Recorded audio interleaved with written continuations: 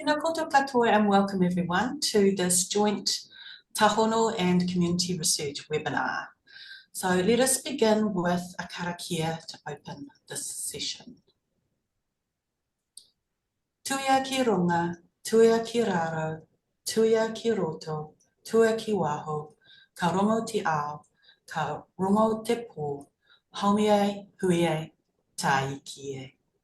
Unite above, unite below, unite without, unite within. Listen to the night, listen to the world. Now we come together as one. So, ko bev cho hong tong, sorry, kia ora. So my name's Bev Cho Hong, ko Bev Cho Hong toka wingwa, and I'm really pleased to bring you jointly with Tāhono this webinar focusing on their belonging conversations and their kōrero over the years. So to start with, we have three speakers on our panel, Anjum Raman, Ataro, Hamilton Fuller and Ari, and we will put their bios, their full bios, which you will have seen in the promotional material for this webinar in the chat. And they will also be presenting and introducing themselves more fully as they join the conversation. The format for this session is there's three segments to it. We'll begin with an overview of Tāhono, its journey from its beginnings and how the belonging conversations and kōrero has evolved over the years. 2025 has been the third phase or third time that this group have been out on the road and also online. I don't know if there's an out on the road online, but journeying online out to different spaces and places and communities. So following that, we will get their reflections on the 2025 conversations and also a look back at how those themes and the things coming through have changed over the years. Then the final segment is about aspirations for the future and thinking about what can be done in relation to what's been come through from their belonging kōrero, and also thinking about the research, how they're focusing on this research and the sharing of the research and that knowledge that's coming through from it, and the voices from the communities for the future. So I'm just going to, my job's fairly easy in this space. We've got the Q&A enabled, we've disenabled chat, so if you think of questions or clarifications that you'd like, please pop them in the Q&A as we go, and we'll keep an eye on those. But yeah, I'm just going to pass you on to Anjum to begin just giving us an overview about Tāhono and the journey so far. Kia ora, Anjum. Tēnā koutou katoa. Let me just start our presentation. He uri tēnei no inia, ko Kamin Shamin Rawa, ko Anis Rahman o ko Kaumatua, ko Kirikiri Roa tōku whatumanoa, ko Waikato te awa e mahi ane a ku maharahara, kei Kirikiri Roa aho i noho ana i nainei, ko Anjum Rahman tuku ingoa, no reira, tēnā koutou katoa. And I'd just like to acknowledge the mana whenua of where I am, which is Ngāti Wairiri, Ngāti Haua and Ngāti Mahanga. So, Tāhono, as we're more transitioning to using the name Tāhono, we started as Inclusive Aotearoa Collective, and we started in 2019, and really it was a vision around responding to the hate that we'd seen in the Christchurch mosque attacks and thinking about how we can bring communities together to work on issues that we knew that people had in common. So that's our real space, is really cross-sector, making sure that people from a range of different communities, and not just cultural and ethnic, but all sorts of communities, come together to work on issues in common. And we have a few community networks that we're supporting at the moment: our Systems Change Group, our Coalition for Better Digital Policy, our Tāhono Media Group, as well as supporting other networks. And just wanted to quickly thank our funders who have helped us do the work that we've done so far. Really appreciate that support. And so this is just us traveling around the country, having these conversations. Some of those pictures are from our Bridging Cultures hui, where we asked marae to host us for conversations about racism and anti-racism.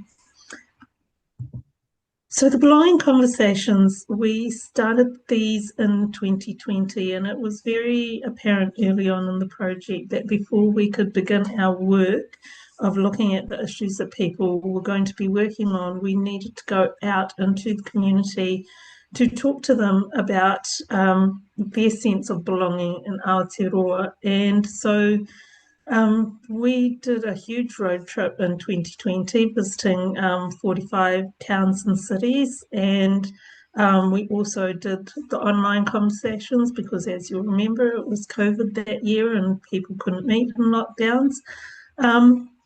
And the conversations themselves provided such a depth of experiences and people's thoughts about where they were at, where they wanted to be, where they wanted the country or the community to be, and have really helped us first in developing our national strategy, secondly in looking at where we want to build our community networks and what focus areas we want to have. But what we found is that the conversations in and of themselves had value for the participants. And we'll go into that a little bit later. So yeah, we started in 2020. Those are some of the places that we had visited. Oh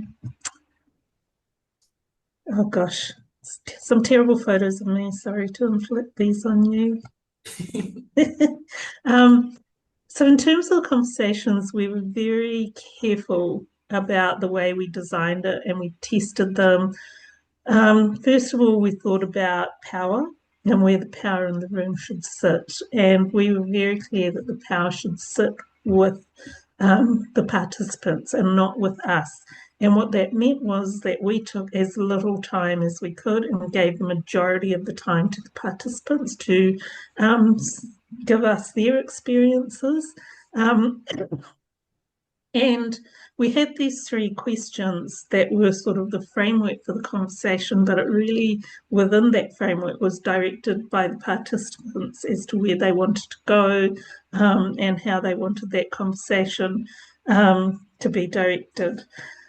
And the other thing we thought about was accessibility, especially around language. So we kept the questions really simple. You see the longest words there are 2 syllables. And we were thinking people that might be dealing with literacy issues, English as a second language issues, disability issues. So we wanted to keep it really simple and accessible. Whoops. So I will stop sharing there and I think head back over to you, Bev. Oh, kia ora, thank you for that overview, Anjum. I think to just provide a bit more flavour about how you guys engage and who you've spoken to, I'm now going to pass over to Atako. Yeah, kia ora mai rā tātou, Aotearoa tēnā koe Bev. Nā hawi whakatūwhera tō tātou nei hui, ko wai tēnei, ko te tirangi te maunga, te pai maunga, ko wai au te awa, ko tākiti me te waka, ko Ngāti Kahungunu te iwi, ko ngai tamaterangi, ko Ngāti Ruanui ngā hapū, ko Atara Hamilton tōku ingoa. Kia ora all, my name is Atara, I hail from, we're from the North Island, my favourite place to be when I'm on holiday, I guess you could say, in the Central Plateau, and I'm a kaimahi at Tāhono. I have been on the waka now since 2021, and I guess in that time what we've noticed is, obviously Anjum mentioned the COVID times, and we had to be really cognizant of the alternative ways in which we could approach these conversations. And I think, once everyone was clear on what the questions were, we then could identify, as everyone was using the online space, we identified that was a really great avenue to approach. We also reached out to all our at the time it was Anjum's networks, she's she's the one with the profile. So we leveraged off a lot of those and relationships that we already have with community to try and build in a broad enough reach to have some consistent themes and things that, that would come up that we wouldn't necessarily understand at that point. Moving right along, I guess that meant that we talked to different community groups, different organizations, and also sometimes just different types of people would turn up. I think when putting the tono out or the request out, it was about seeing who would actually turn up and be willing to participate in these conversations. I guess that's part of the who and the how. And I don't know if Adi or Anjum, you want to jump in here and talk just to add in any parts about that, but I'll leave space for a second. Yeah, I think one of the things we really tested also was the length of the conversation. So we tried an hour, we tried 90 minutes, we tried 2 hours, and we settled on 90 minutes as being the best kind of time. And so we tried to make sure that with introductions and conclusions that we didn't take more than 10 minutes of the 90 minutes. Yeah, very much that. And I think the development, say, like, in our shifting in our thinking so back then how we thought about it has also changed in the first iteration, the second iteration, and now our third iteration. And yeah, Adi, I don't know if you want to speak to any of that and how we think now. Kia ora.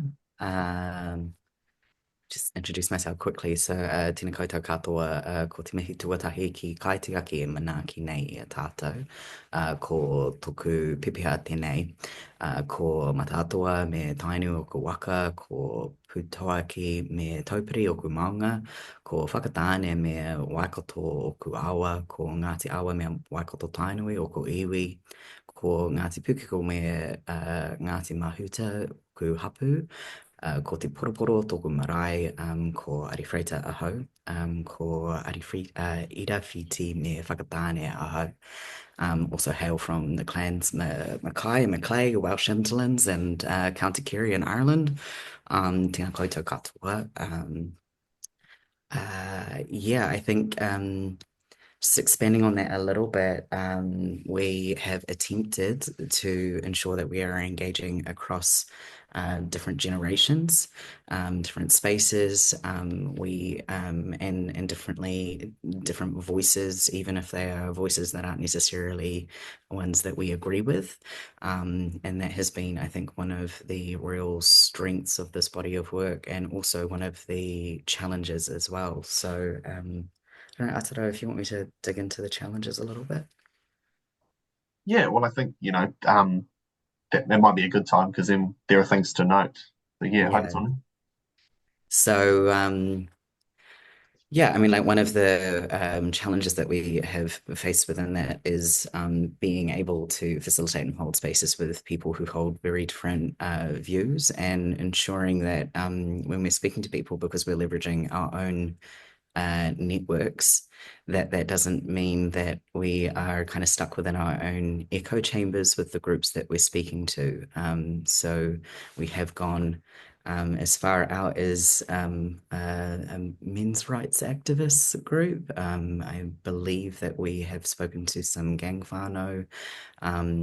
We still have a few more kōrero to go. One of the ones that we are holding shortly is with our rough sleepers. So there's been some intention put behind ensuring that we are not just speaking to kind of our own mates. What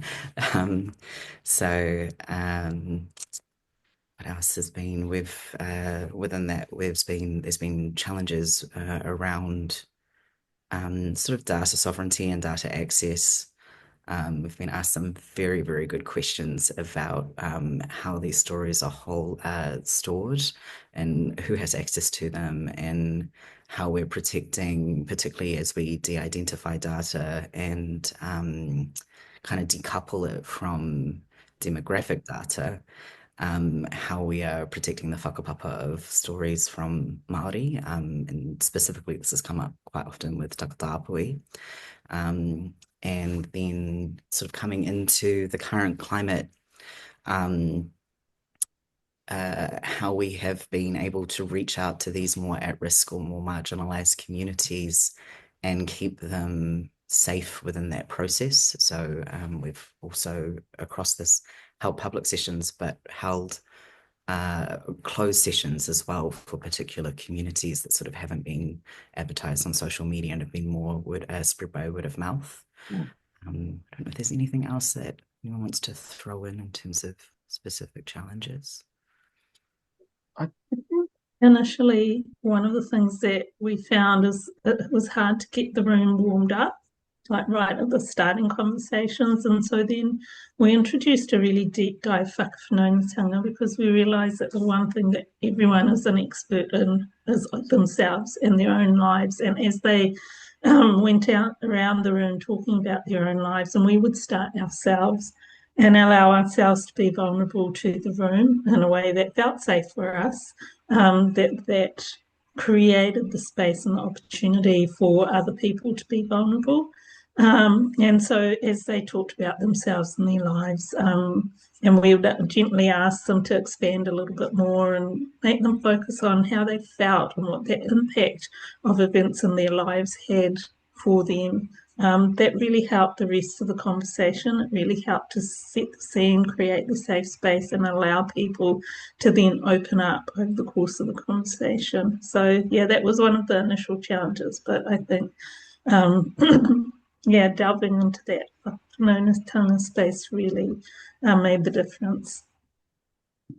Kia ora everyone, thank you for providing that sort of overview, but also some of those challenges in terms of how the conversations have evolved over time, especially with that broad, diverse focus of including and trying to spread out beyond those which are the natural networks which you might leverage off. And having said that, you did leverage off our relationship with community research. And yeah, as a participant in a belonging conversation for the first time in this 2025 round, I really took all the safety that and the nuanced approach that you took, especially in that building off the whakawhanaungatanga, talking about it as a journey. And I think because our kaimahi group all participated, it was actually a sharing and learning experience across our team in that sort of understanding each other's space in terms of how we'd all gotten to be in that room, but also how we'd all become together as a kaimahi, as a team for community research. So I really, yeah, want to express some appreciation for being part of this journey as well from our team and also for myself, because there's layers which after you have that reflection about. So it's more than, it didn't feel like we want to know what you think about belonging because we want to put it in our data set. It was very much a korero, and I really appreciated that as part of that approach. Yeah.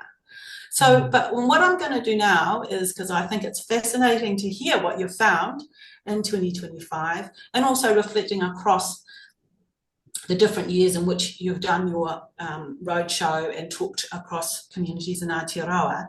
So who have I got first up to refer to? Ataro. Perhaps you'd like to start talking about 2025. Yeah, and it's been like, I think I have to acknowledge that we are really privileged to do this mahi. You know, like it's quite a privilege to be able to have these levels of conversations with everyone. And I think the first point I'm going to talk to is it's a two-pronged kind of point, because we're talking about social media, and there's a growing change, I think, now in these conversations that we've been having, that she has a similar view where people are more interested in stepping away from social media and more into physical connection spaces. So places that, you know, are more kanohi ki te kanohi, which, you know, if we look at the contrast to our original conversations, you know, that was the opposite. There was a long periods of isolation and people found their connection online. So I think, you know, to look at social media and the narrative that's coming through now in our belonging conversations, it's really interesting to see that shift. But on the other, you know, it's not without its outliers. I can remember a conversation we also had where this one individual participates in a in an online group, and he prefers that that's where his connection remains. And it's interesting because he continued to share about that in his experience. It wasn't a local group. There weren't many people like him in that group. So, there's this. I think there's obviously COVID-19 has a role to play, but I think this recognition of coming back to humanity through these kōrero has really stuck particularly in the flow that we've had over the last 3 months, is just people really interested in engaging more face to face, making it more personal. And I think also the flip side of that is working with the communities that we've had the privilege of talking to. There are still risks and concerns, and we have to face that. I think not everything is going to change and go back to normal, but I think rather that we have to find new ways of working and adapting with each other, and some of that's come through as well as people's reservations around participating in outside events, or going to kanohi to kanohi things. So, it's kind of this new. I feel, without getting too philosophical, it's this new age of people who are finding out what actually works for them. But I might just see if Anjum's got anything to add to that. Social media, I think there just seems to be so much more growing awareness of the harm and real concern about the harm from social media, as well as the necessity of it. So I think you covered that really well. I'll move on to more about COVID-19, because we found this, and particularly in the regions rather than the urban areas, that families were still torn apart because of COVID, and their varying views around vaccines and mandates and so on, and that those risks still hadn't healed, which we found really interesting. And then on the flip side to that, the chronically ill, like feeling like they'd been abandoned, and somebody who had talked about having to move town and leave a home that they had been in for years and years, just to feel safe from COVID. So it was still coming up, but in these kinds of ways.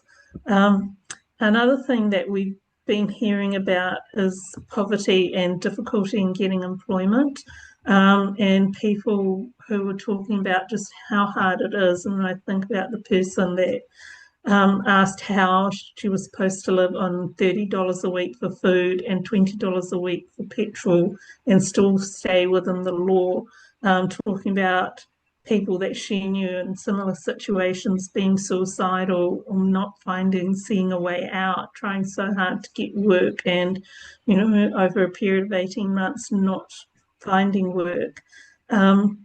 And that came through for our disabled communities as well, the huge underfunding and the impact of that. But also it was really interesting when a group said that these disabled people had no access to cash. And it was interesting because they were all receiving some kind of, benefit from the state, some kind of income, but it wasn't reaching them. And they never had even $1 to pay for lunch or to pay for incidentals, and that being a huge concern. And also difficult to raise because they relied on their whānau. So to challenge that whānau put their well-being at risk around this. And we were also seeing loss of programs that were helping disabled communities. So I'll pass over to Ari.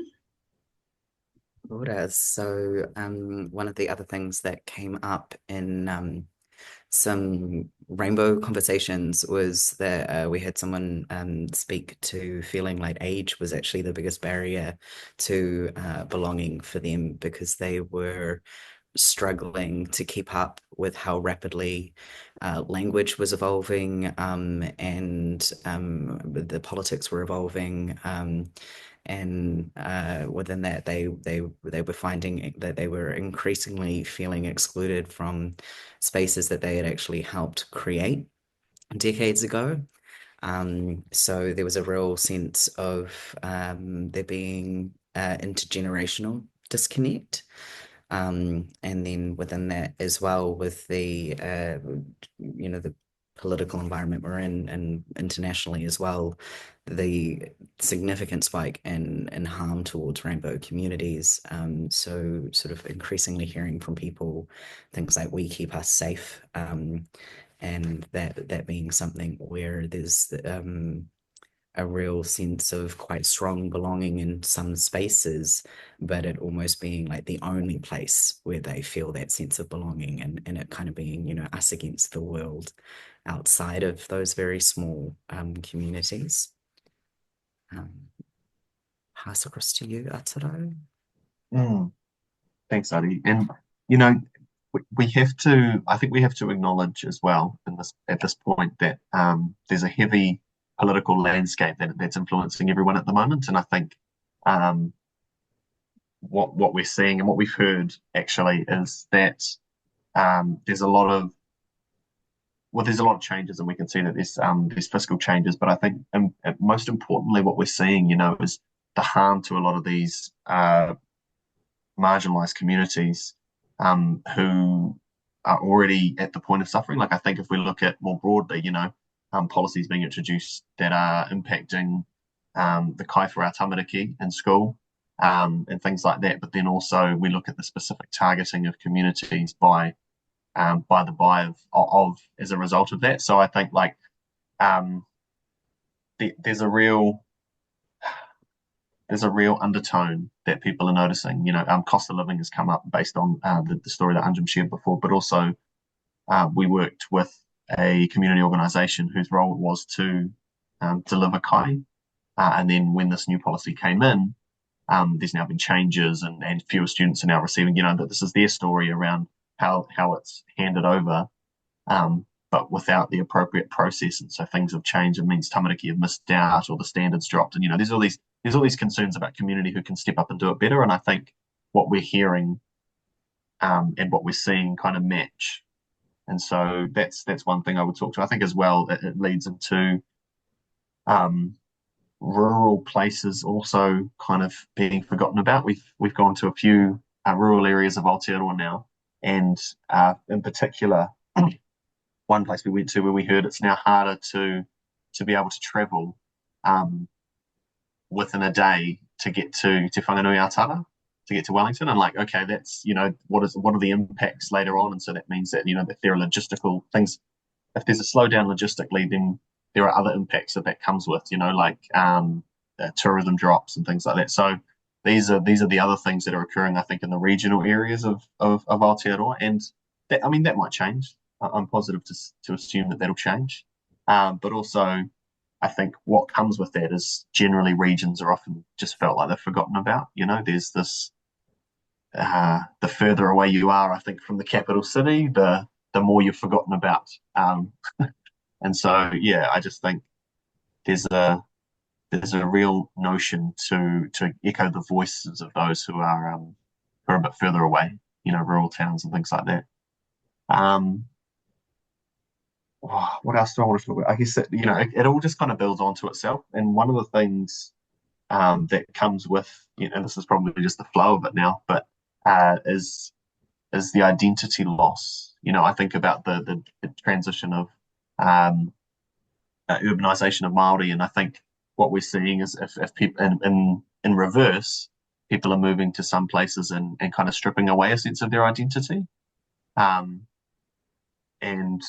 there's, you know, stepping into changing names or the ability to use names. And I know in my kōrero in particular, I talk about my story and the silly mistake I made of changing my name once upon a time. But, like, those are the realities for some people, those are the realities that they face in order to exist. So yeah, and I think I might just pass it over or open up to my team to see if there's anything else they'd want to say here. Anything that I've missed that they feel? Yeah, there's a couple of things. Yeah, so that identity piece was particularly powerful, and it, you know, it was especially for Māori, as you say, but it was across all communities. So people talking about hiding their accents, Pacifica people talking about not wearing their own cultural clothing. In so many ways, people were not able to show up, and they talked about having to conform to the world around them. But beyond that, there were so many stories of overt racism, whether it was in school, and we had many stories of racial bullying and harassment in schools, in social interactions, at retail outlets, being searched and stopped. And they talked about the lasting harm and the shame that came from these kinds of interactions, the impact on their confidence. And I think it was because it was such a consistent pattern of how it really worn them down. Sorry, my voice is going. It really wore them down, and yeah, just the impact on well-being from these kinds of interactions and that feeling of anger and helplessness. So, yep, and when they talked about when they felt like they belonged, particularly for Māori, whakapapa as a source of belonging and the connection to land, people, and place was really strong. Ari, did you have anything else? Yeah, I think there's just a tag on to that piece about whakapapa and that sense of belonging is that kind of counter to that, we often hear from takatapui that as much belonging as they get from cultural identity, they still have barriers to belonging within their own marae community. So they often aren't able to fully express their selves as takatapui outside of urban spaces. And that's not kind of unilateral, it's not across the board, but it has definitely come up. Kia ora, and thank you, Jim, Aotearoa and Ari. I'm not going to comment on anything particular because it was a real broad brush that you painted there around those things that were coming through from the conversations, the kōrero that you've had.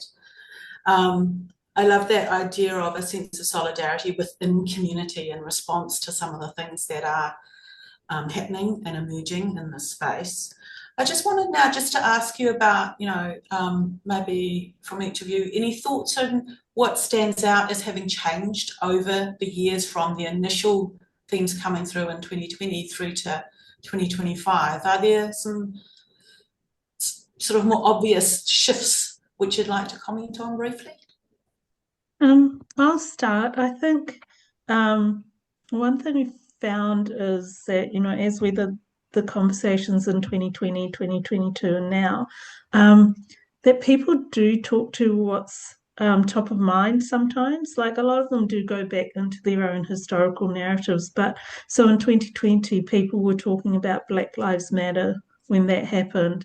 When they talked about COVID, we hadn't had vaccines or mandates yet, and Aotearoa was really lucky that we spent minimal time in lockdown compared to other countries. So they were mostly positive around our COVID experience and how it had brought people together and how it had created caring for each other and community and looking out for your neighbour.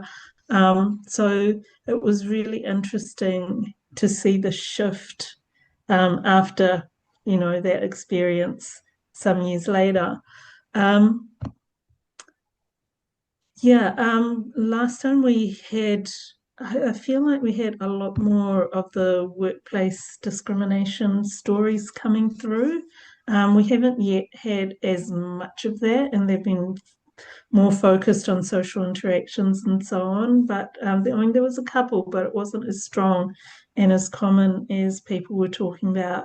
In 2020, people were talking about the Christchurch mosque attacks because it was a lot more fresh. And so in terms of social cohesion, that theme was much more fresh in their minds, whereas I think, we feel that sense of that social cohesion being lost.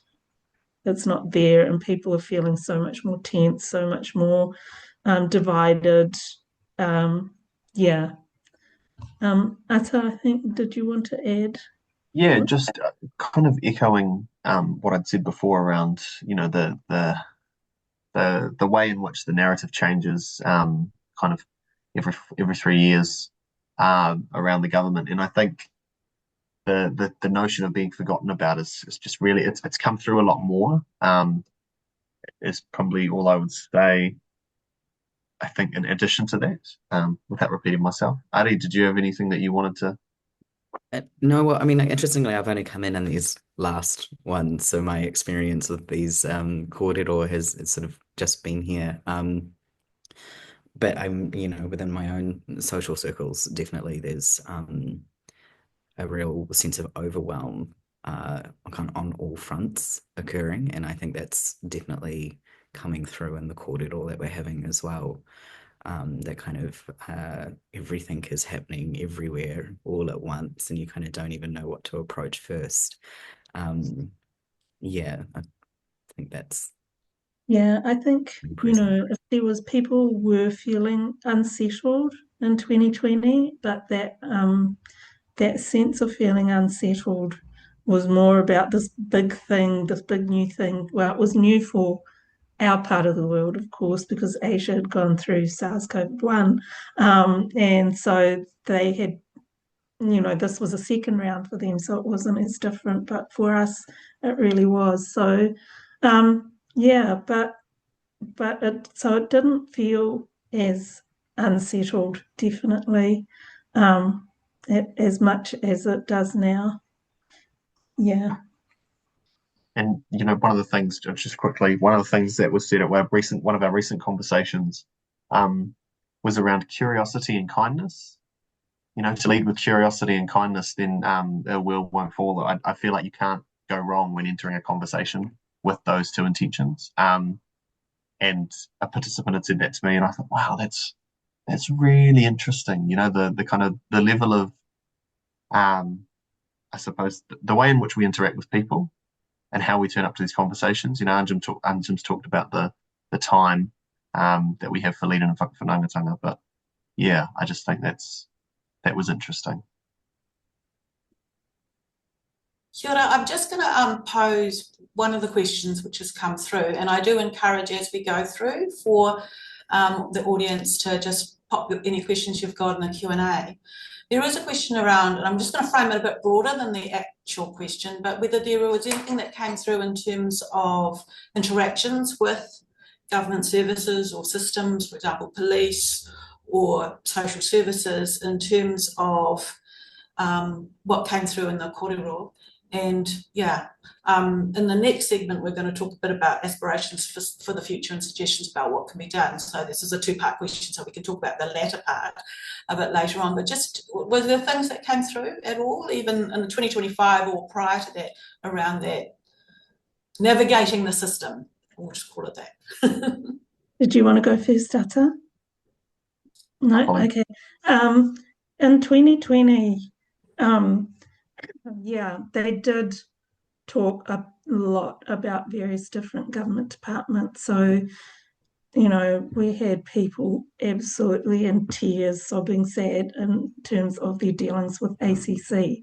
We had people talking about dealing with schooling and the education system and the ministry. There was so much kōrero about health and interaction with the health system, so much so that I did a webinar earlier this year to our Global Health Summit, just using some of the stories that we'd heard around health. Police didn't come up as much, I think. But then I think that's because a lot of the communities that we were interacting with then didn't seem to rub up against the police a lot. And for the ones that did, they were more talking about justice and corrections rather than police. But within the context of the Pride marches and so on, and the presence of police, that particularly around 2020 was still reasonably fresh, and people were talking about that. And I don't know, Ari, if that has come up so far in the conversations you've had. Yeah, so it will come up. So I've got some coming up shortly where the kind of the people who are helping to bring people into the room have already said that you can anticipate that these things are going to come up, and definitely interactions with MSD, the new traffic light system, just the real sense that these systems that are supposed to help you when you're hurting are actually designed to ensure that they help as little as possible. I hear from chronically ill people, and this is sort of anecdotal, not within the research, but within my own circles. The health system has always been incredibly difficult to navigate, and particularly if you have something that isn't kind of visible that you're trying to get help with, and that has only gotten worse. You have neurodiversity diagnoses and sort of 2-year waiting lists to see psychiatrists, and the sort of flow-on effect of that on other areas of your life. So sort of not specifically within the conversations, but very definitely hearing that from within community.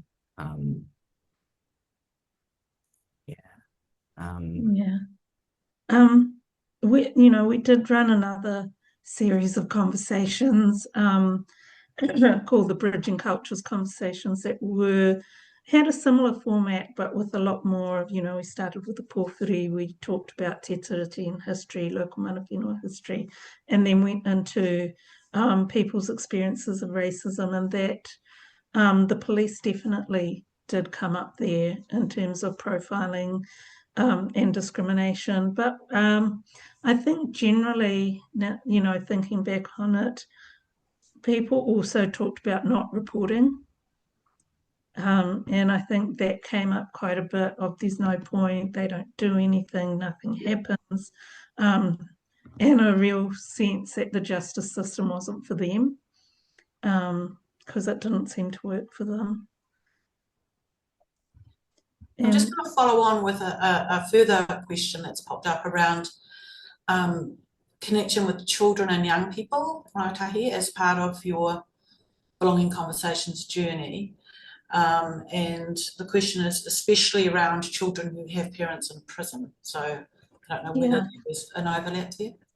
So one of the things we did do in 2020 is look at who'd already done some sort of similar work. So first thing is, when you're working with children, there are all sorts of legal requirements, and police vetting and all sorts of other things around the safety of children. And we didn't feel that we were geared up for that. And so we kind of aimed for people that were 15 and older, although there was the very odd occasion where someone's brought a child. And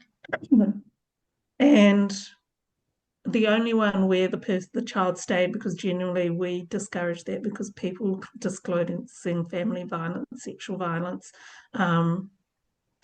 these conversations could be really full on, so it wasn't safe for children to be sitting there for a lot of them. But there was one occasion where it was just a mother and their child, so in that case, because they had their parent there and they weren't hearing anybody else's stories, we allowed for that to happen. But the Children's Commissioner had been through and done a whole series of conversations with children and have published a comprehensive report, and that was already out by the time we started our conversations in 2020. So we also thought, we didn't want to double up on that work. That work speaks for itself.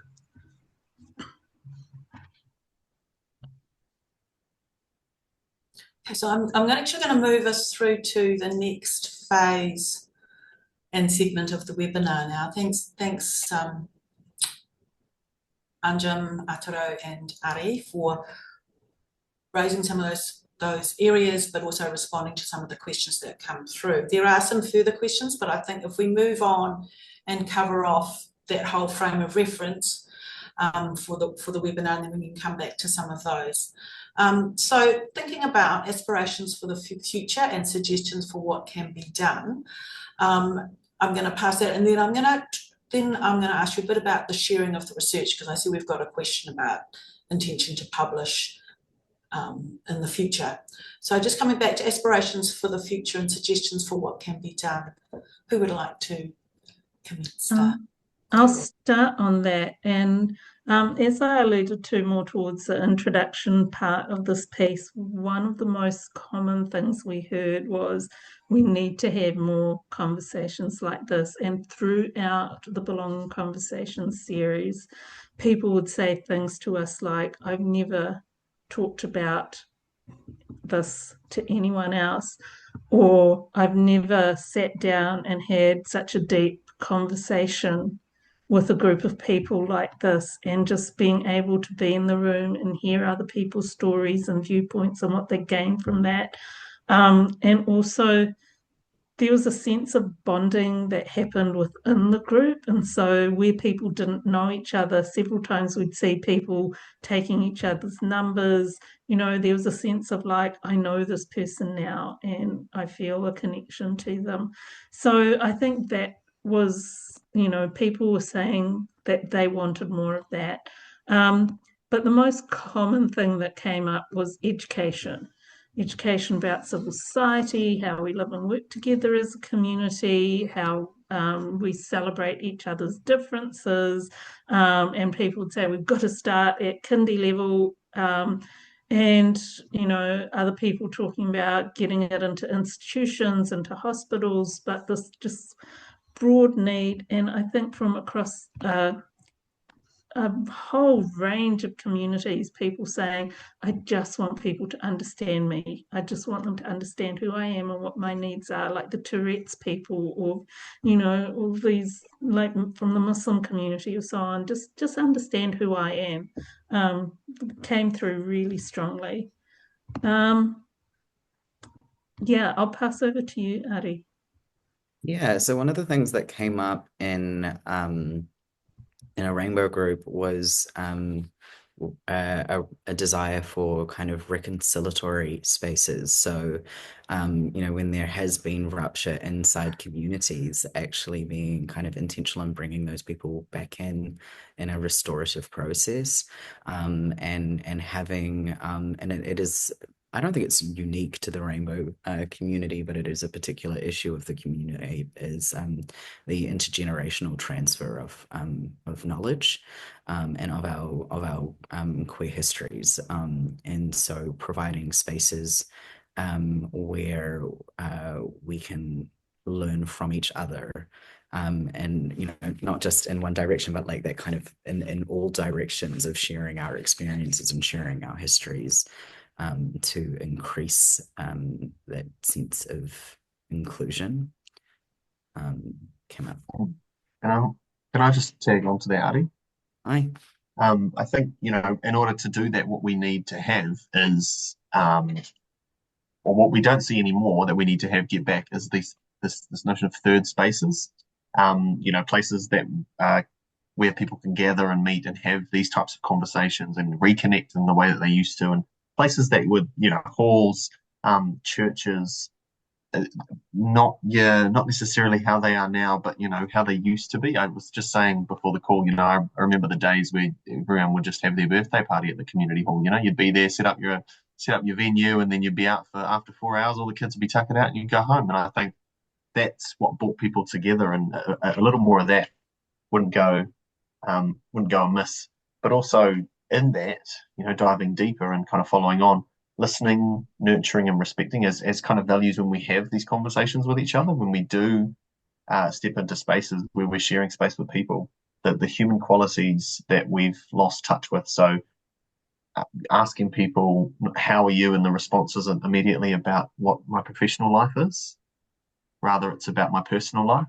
Hence the part I asked before we got off this call, which I thought was great. And it just, I sense that in community, that's where we're heading.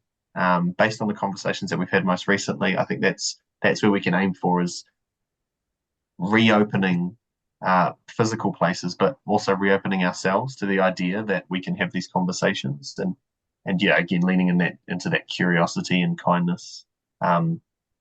And I might, this next one, I might let you speak to, Anjum. But I think that's, Yep. yeah. Oh, good. there were, particularly in the rural sector, someone was really talking about empowering women and designing things differently that would allow women to participate more fully.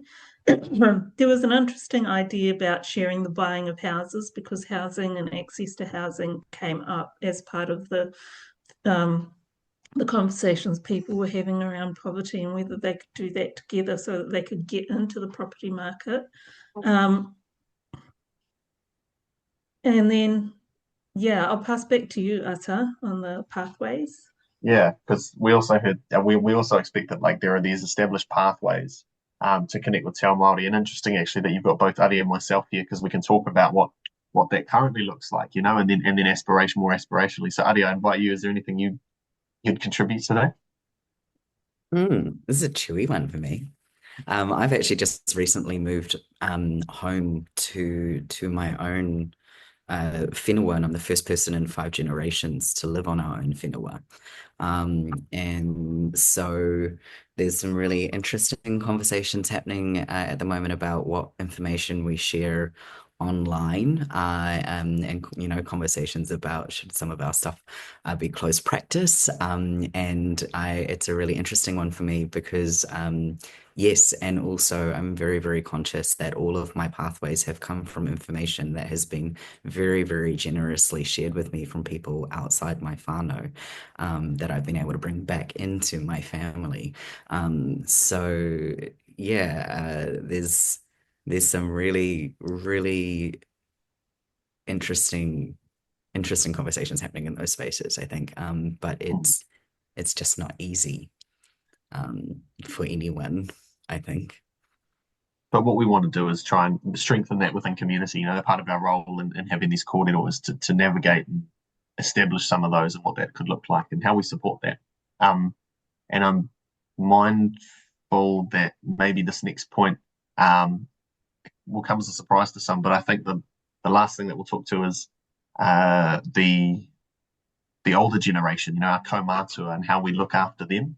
I think there's a lot that people don't see in terms of the value add that they have in society. He rangatira, he kaumātua. It's not just a title, but it's a way of being. And I think some of them who are out there, still have a lot more to contribute. And one of the things that we'd see is that looking at those tamariki who maybe don't have a kaumātua, what that role kind of is role model to look like in society. And yeah, and that can be another form of their contribution, I think. But koina, that'll be it from us, I think. Kia ora, I'm just going to segue through to one of the questions, because we've talked quite a bit about creating safe spaces for these kinds of conversations, bouncing off sort of what's come through from the belonging corridor that you've had. So there's been a question about whether the conversation would ever get tense or conflicting due to different perspectives on complex issues, and what are some of the ways that you might navigate that within the belonging conversations. But I think that has a flow on to what we're talking about in terms of being able to engage with each other more authentically. Yeah, I mean, yes, not very often. Mostly because we created the space that people were in a mindset, not in a conflict mindset. So it tended not to happen a lot. And because we generally set the tikanga of the conversation as well to say, not interrupting each other, giving people space and that kind of thing. Where people, and on the odd occasion people did say things that were a bit hairy, we found a lot of the times that someone else in the group would speak up, like the group would self-moderate. And that was really interesting. We took an attitude of being absolutely non-judgmental. So people would be, in particular groupings, they'd be saying things that were overtly racist or that I found difficult to hear. And almost all of the time we just let them run with it, because through that process, they would then start hitting points that were really valuable and saying things that they wouldn't have said if we had stopped them early on. So one of the techniques we used is to split groups. Like when we had particular groups, we're like, okay, we're not going to put these two groups together. That's not going to go well. Like, we're not going to put the men's right activist group with a bunch of Maori wahine. Let's separate them out. Let's have those conversations separately. Because we did want to keep people safe. So I think those were some of the things we did, and also the nature of the conversation itself, because we finished with the what needs to change. One, that people felt that they had been able to tell their story and they'd been heard. And secondly, that they'd been able to say what they wanted to see different. It created a good environment, really, for the conversations. Mm. And I think related to that, a further question is around the vulnerability and openness of people when they came to these kororo and disclosing of trauma, and how what you'd put in place as part of the belonging kororo to support the participants and also the facilitators in relation to those moments of disclosure, but also following on from that, just as part of your processes.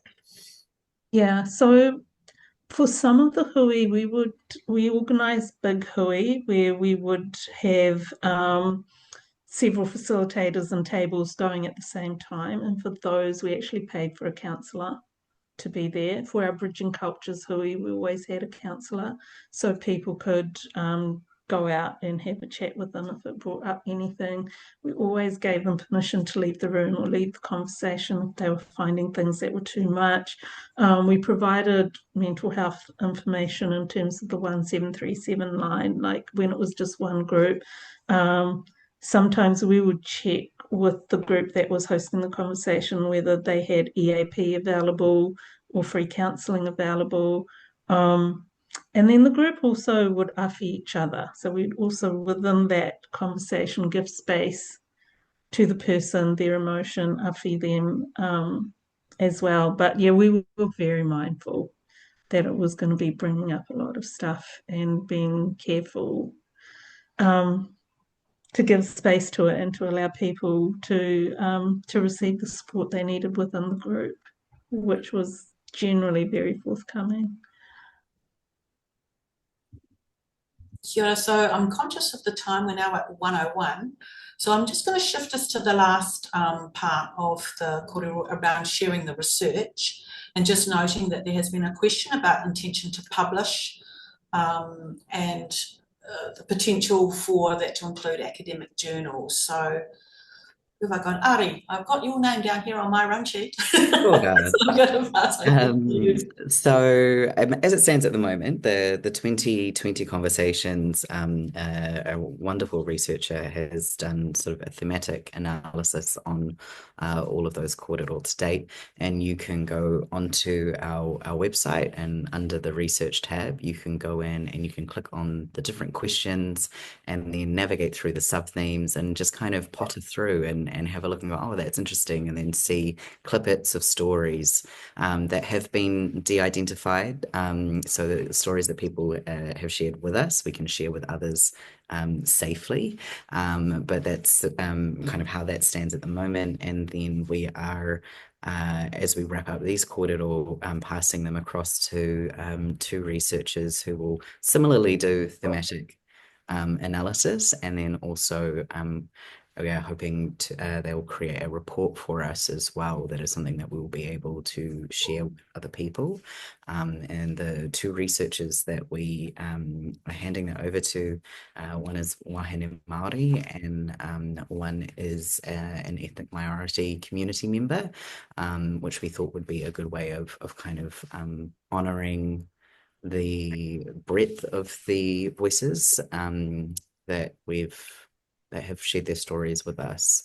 Pass to you, Ata, to talk about anything else I've missed. What have I missed? No, I think the point is just that, we put whatever information we can up on the website to make it accessible for people to utilize. And we've had over 10,000 people so far who have accessed the page on how people experience belonging in relation to Te Ao Māori and Aotearoa. Is if that's not a sign of, I guess, how we share that. But I think the big thing is just how people are going to use it. We want this information to be cared for as if it is the taonga that people have given us, and so we have a process for that. But generally, we expect that people use it in a mana enhancing way, and that they just acknowledge that it is a taonga. And I think that's really it from me. Yeah, I'll just add that for our 2020 conversations, we have a database of about almost 15,000 pieces of qualitative data that is all themed and can be searched on various search terms. And we do make that available to researchers on application, and we're hoping to do something similar with our current data once conversations are finished, because we do want as many people to benefit from it and to use it in terms of policy making, decision making, and so on. So, yeah.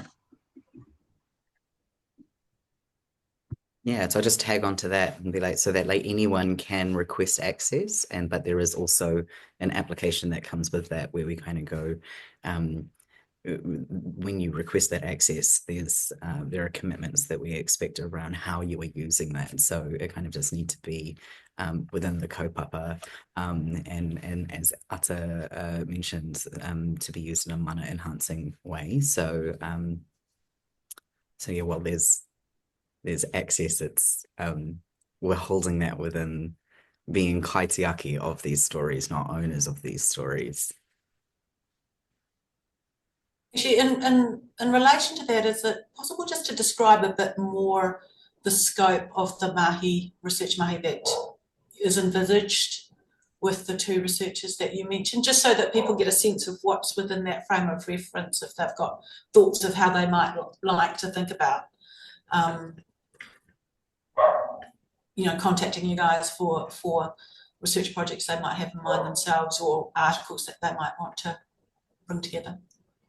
So, like, once we have de-identified the data and the researchers have themed it, that's when we'll be able to make it accessible, because so one of the things we're incredibly careful about, and Ari's mentioned, is protecting people's confidentiality and making sure they can't be identified. So, and we're expecting the researchers that we have to do the theming and get it into a format so that, and after that, if anyone wants to use it to publish academic articles or to, however they want to use it, it's just they need to show some ethics around it. That's all. And that's what we require. And if we see that they aren't showing that, then obviously we will remove access. But we make sure that we're clear about that at the beginning, that we understand, and Bev, I've spoken before, the ways that research can be weaponized against communities. We're very mindful of that, and that's why we were careful in our selection of researchers, and that's why we have an application process as well. So I see that Storm has put in the chat the email in case you'd like to get in touch with any of the team. And as well, I'm trying to read the research page as well. Connection is in the chat for anyone who's interested in following up in that space. So I'm mindful of the time, and unless there are any burning questions in relation to what we've just had shared with us in terms of those rich conversations, could you, if you pop those into the Q&A now, that would be great, because otherwise I'm going to start wrapping us up.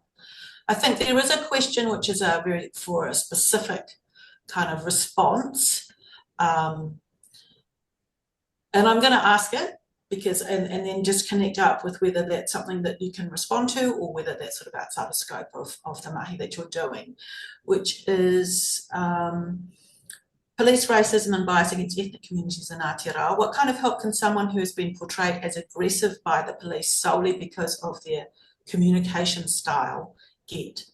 So I might,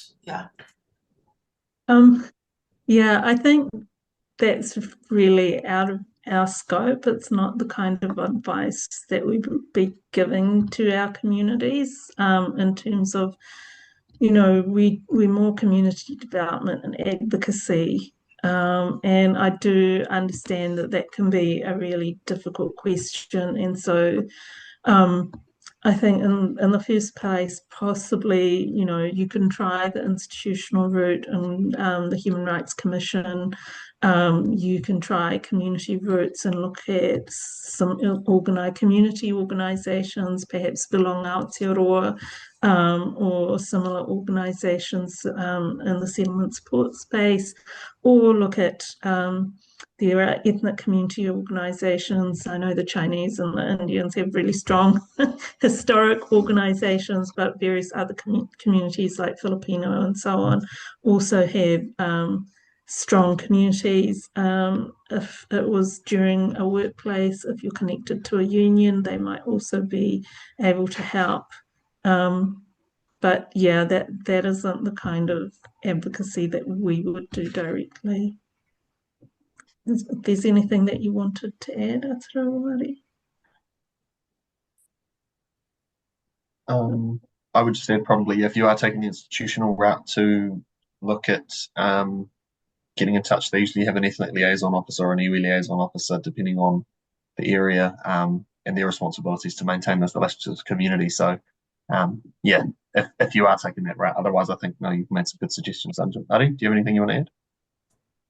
Kind of along the same line, to reach out within your own ethnic community, but also when it comes to communication styles in particular, outside of ethnicity, that can sometimes be neurodiversity, in which case a disability advocate might be a good route to go down as well. Just because they tend to have specific advice around communication styles and how to navigate that. Awesome. And I just want to clarify when Aotearoa was talking about ethnic and iwi liaison officers, those are within the police themselves. So yeah, well worth reaching out because they do go out and connect with communities, and so that would fit within the role.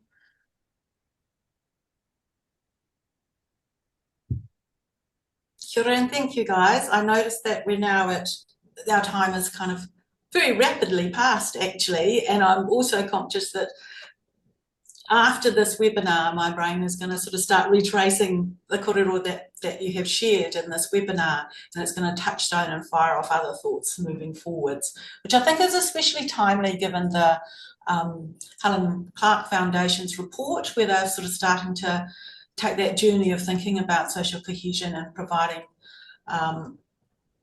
findings that they've brought together, but also the challenge of what can communities do. And I think to have some reflections of grounded korero in communities coming back in terms of that sense of belonging, but also some of those things change over time and reflections on aspirations of where to next. I think this is a really timely korero. So I'm going to just thank again the panel members, Anjum Rahman, Ari, and Aotearoa Hamilton Fuller, and in the back, behind the scenes to make this all possible, Storm Collins, and also Eve Cookson. So Storm is of Tāhono and Eve Cookson is from Community Research. And so I think we just have a closing karakia. I might just quickly, if I can, jump in, Bevan. Just mihi to you and your team for bringing this together as well. I think without your lovely facilitation today, I think this conversation could have gone any which way, but you've navigated it in a way that kept everybody safe. So mihi kawana tēnei ki a koe o tira a ki tō tīma, a ki tō rōpū hoki. Kia ora, thank you, Aotearoa. And I'm just bouncing off the kanohi ki te kanohi. It was so wonderful for our two crew to be able to get together in that kind of way. Like it's been years of online sort of, getting in touch and having that shared kaupapa. So it's fantastic to be able to actually meet in person. And it's quite a different dynamic that then carries through for the journey forwards. So I'm just going to breathe as we close this session. Kua mutu o mātou mahi mō tēnei wā. Manaakatia mai mātou katoa. O mātou hoa, o mātou whānau, aio ki te arangi. Kia ora everyone, ka kite ana. Kia ora. Te. Atua.